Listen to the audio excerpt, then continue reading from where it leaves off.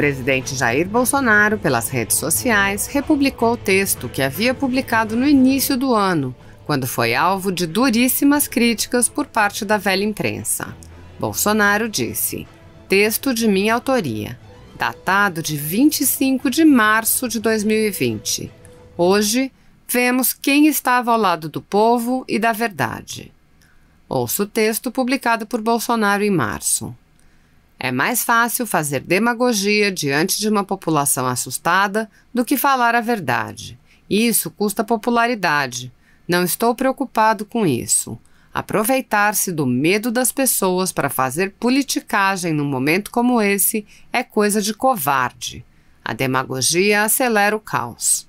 Se estivesse pensando em mim, lavaria as mãos e jogaria para a plateia, como fazem uns. Penso no povo, que logo enfrentará um mal ainda maior do que o vírus se tudo seguir parado. Não condenarei o povo à miséria para receber elogio da mídia ou de quem até ontem assaltava o país. Quase 40 milhões de trabalhadores autônomos já sentem as consequências de um Brasil parado. Sem produzir, as empresas não terão como pagar salários. Servidores deixarão de receber. Não tem como desassociar emprego de saúde. Chega de demagogia. Não há saúde na miséria. Não queremos descaso com a questão da Covid-19. Apenas buscamos a dose adequada para combater esse mal sem causar um ainda maior. Se todos colaborarem, poderemos cuidar e proteger os idosos e demais grupos de risco, manter os cuidados diários de prevenção e o país funcionando. Com muita serenidade, juntos podemos vencer essa batalha. O presidente Jair Bolsonaro falou agora há pouco nas redes sociais sobre a política de apoio às famílias de baixa renda. Ele desmentiu afirmações de que o governo iria congelar aposentadorias, cortar auxílios para idosos e pessoas com deficiência e reafirmou o compromisso do governo com os mais pobres. Eu já disse há poucas semanas que jamais vou tirar dinheiro dos pobres para dar para os paupérrimos. O pai do governo, jamais vamos congelar salário de aposentados, bem como jamais vamos fazer com que o auxílio para idosos e pobres com deficiência seja reduzido para qualquer coisa que seja. Vamos continuar com o Bolsa Família e ponto final. Em 20 meses, o governo federal atingiu a marca dos 900 serviços digitalizados.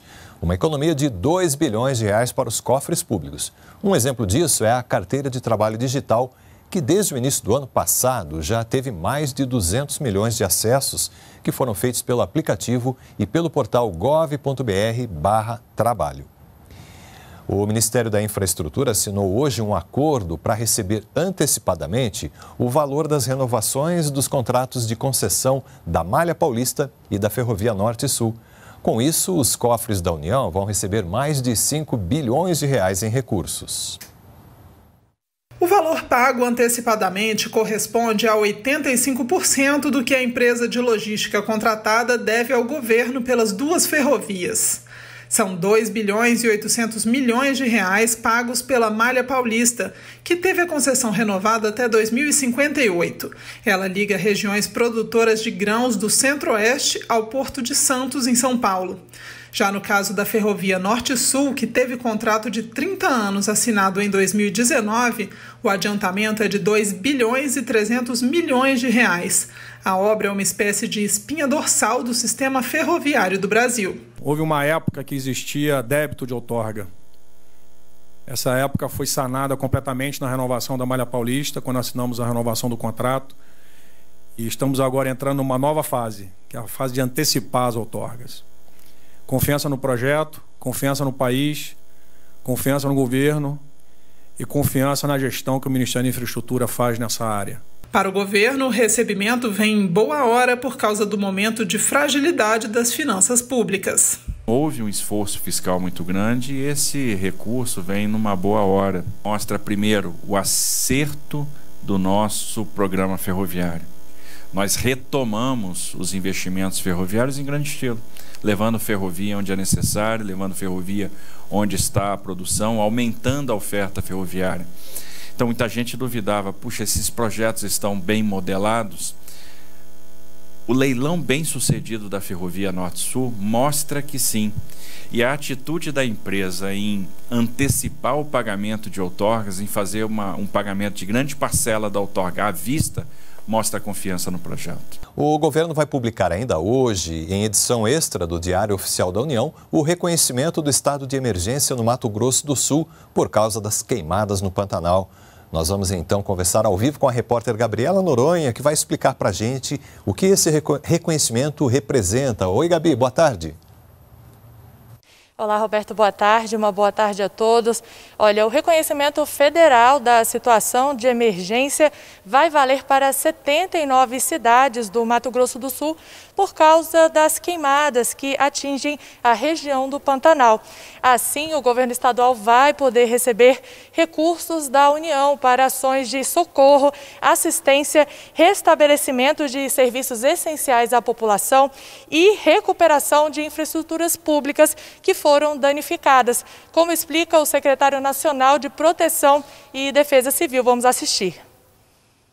O Estado apresentará planos de trabalho para locação de aeronaves, compra de insumos para o Corpo de Bombeiros, para os brigadistas, contratação de hospedagem, contratação de alimentação para os trabalhadores do fogo, enfim, tudo aquilo que for possível, tudo aquilo que for necessário para vencermos esse desafio.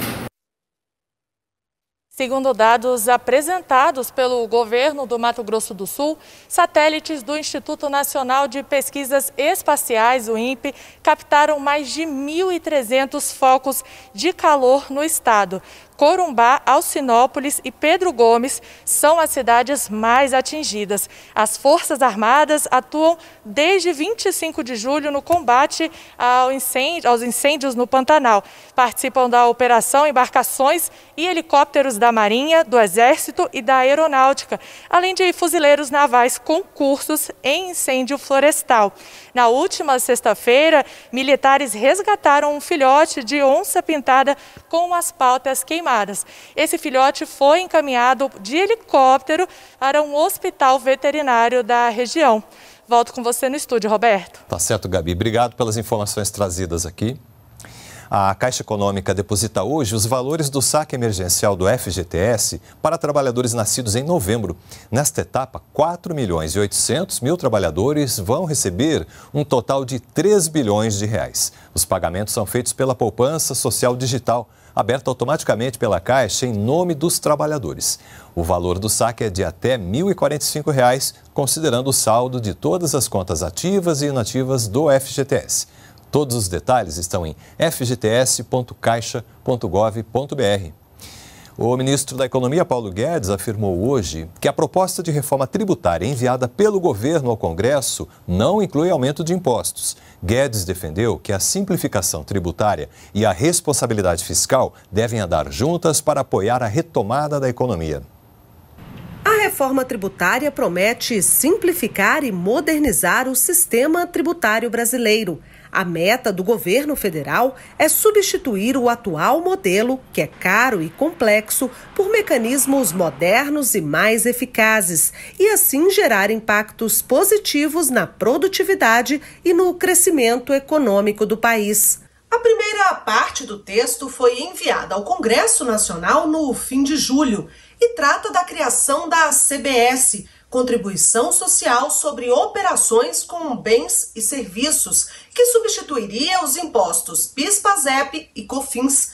Com alíquota de 12%, esta seria a nova forma de tributar o consumo. E o compromisso do governo é não aumentar os impostos. Não vamos aumentar impostos. Nós vamos fazer troca de bases, redução e simplificação de alíquotas, mas sem aumento de impostos. Nós vamos simplificar e reduzir algumas alíquotas, por exemplo, para as empresas que criam empregos, inovam. A reforma tributária foi tema de um seminário virtual organizado pela Confederação Nacional dos Municípios. E o ministro Paulo Guedes destacou que os municípios nunca receberam tantos recursos como nos últimos 2 anos. Desde o primeiro ano de governo, apostamos nessa parceria com estados e municípios, descentralizando recursos do governo federal para que os estados e municípios tenham mais recursos, porque eles é que estão próximos do povo.